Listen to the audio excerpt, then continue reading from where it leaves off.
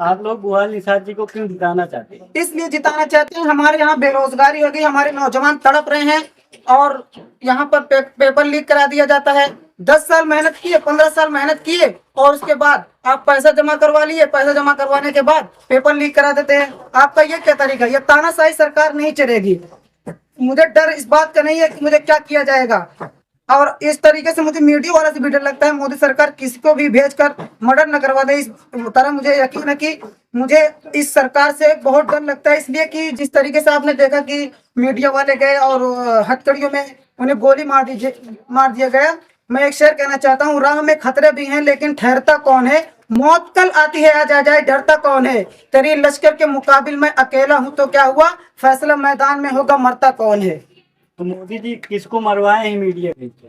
आप खुद जानते हैं, मैं खुलकर नाम नहीं लूंगा, आप लोग जानते हैं, इतने समझदार हैं आप लोग, मेरा इशारा समझ रहे हैं किसके लिए मैं बोल रहा हूँ, आप लोग इतना समझदार हो सकते हैं।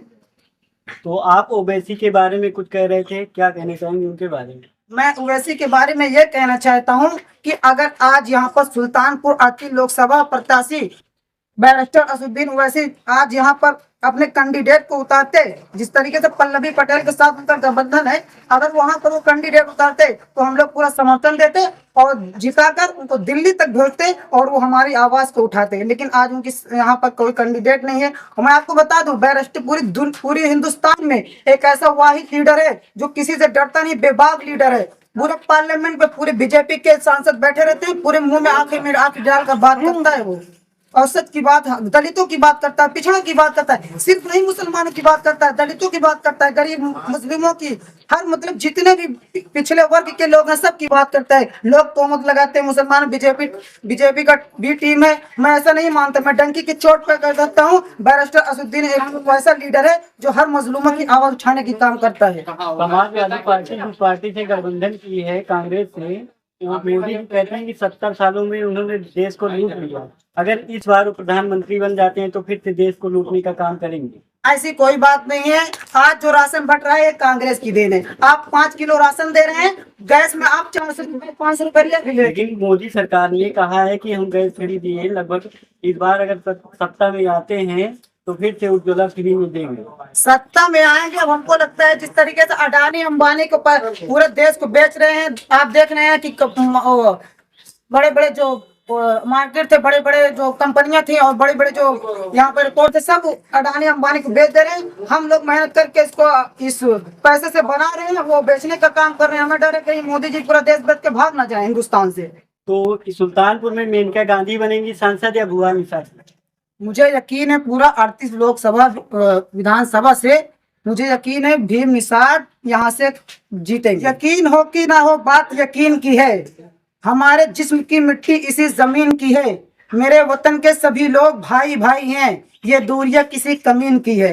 यानी हमारे मुल्क में एक नफरत बोई जा रही है, एक मुसलमान हिंदू के बीच में एक नफरत पैदा की जा रही है। और इसी वजह से मोदी जी, आप योगी जी का भाषण उठा के देख लीजिए, मोदी जी का भाषण उठा के देख लीजिए, अभी चंद दिन पहले उन्होंने क्या भाषण दिया है, क्या बोला है मुसलमानों के बारे में। तो मुझे इस बात से कोई लेना देना नहीं, लेकिन इतना जानता हूँ हमारे मुल्क की जो लोकतंत्र देश है, हम लोग हिंदू मुसलमान साथ पूरे इलाके में, बता रहा हूँ पूरे इलाके में आज तक कोई नहीं बता सकता यहाँ पर अगर लड़ाई हुई है कि हिंदू मुसलमान से हुई हो। ये इस मजहब के तरीके से धर्म के लिए कभी लड़ाई नहीं हुई यहाँ। लेकिन ये जो आते हैं भाजपा के विधायक, ये सिर्फ लड़ने का काम करते हैं, हिंदू मुसलमान सिर्फ करते हैं। अच्छा, आप सरकार किसको देखना चाह रहे हैं, राहुल गांधी या अखिलेश यादव? देखो, सबसे पहले मैं आपको बताना चाहता हूँ, मेरा शेर, मेरा मुजाहिद, मेरा फखर, मेरा लीडर बैरिस्टर असदुद्दीन ओवैसी बिहार में लड़ रहा है पल्लवी पटेल के साथ। यहाँ जो लड़ रहा है बस वो सीट जीत जाए, उसके बाद सरकार को 400 पार तो हर चीज लेना ही है। अभी शुरू को अगर खुदा न खास्ता जीत गई, यहाँ ओबीसी की बात नहीं, प्रधानमंत्री के दावेदार अखिलेश यादव जी और कांग्रेस के राहुल गांधी जी, तो आप किसको देखना चाह रहे हैं दोनों में? इसमें हम देखना चाह रहे हैं राहुल गांधी को। अखिलेश यादव में क्या कमी? अखिलेश गठबंधन सरकार है जो बनेगी तो साथ में सब लोग ही जीतेंगे उसमें। प्रधानमंत्री के रूप में आप किसको देखना चाह रहे हैं? प्रधानमंत्री के रूप में हम राहुल गांधी को देखना चाहेंगे। वो अच्छे भी बेबाक लीडर हैं, वो अच्छी बातें करते हैं, अखिलेश यादव में क्या कमी है? ऐसी कोई कमी नहीं है। लेकिन देखो आप, कोई चीज होता है, कुछ चीज होती है। अभी आप देख लीजिए, एक आप यहाँ पर स्क्रीन वाला है, मैं आपको एग्जांपल देता हूँ। आप 10 रुपए वाली स्क्रीन लीजिए और 5 रुपए वाली स्क्रीन लीजिए, आपको अच्छा कौन लगेगा ये बताइए। नहीं तो आपको क्या कमी दिख रही है, हमें जानना चाहिए। तो कुछ कमियां होंगी, हमको लग रहा है कुछ कमियां होंगी, लेकिन राहुल गांधी सरकार बनेगी और यहाँ प्रधानमंत्री राहुल गांधी बनेगी। तो अखिलेश यादव को क्यों नहीं देखना चाह रहे हो, हमें जानना चाह रहे हैं। अखिलेश यादव अब जिस तरीके से लोगों की वो समस्या होती है, लोगों की लगन होती है, वही समस्या तो हम जानना चाह रहे हैं। अखिलेश यादव जी जाने की क्या उनके अंदर कमी है जो प्रधानमंत्री बनने की काबिल है? कमी जनता उनको क्यों नहीं चाह रही? जनता चाह भी रही, जनता नहीं चाह रही है। जो जिसको चाहेगा उसी को सपोर्ट करेगा, लेकिन हमारा लेने देने ये नहीं है किस गेम में चले। बस इतना जानते हैं, प्रधानमंत्री राहुल गांधी को देखना चाहते हैं।